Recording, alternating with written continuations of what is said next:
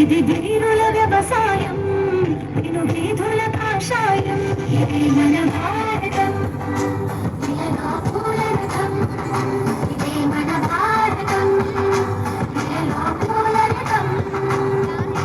శక్తియుతం ముక్తి పదం మదవించిన మందారం. ఇది జగతికి సింగారం.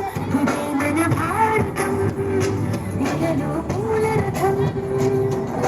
శక్తియుతం ముక్తి పదం మదవించిన మందారం. ఇది జగతికి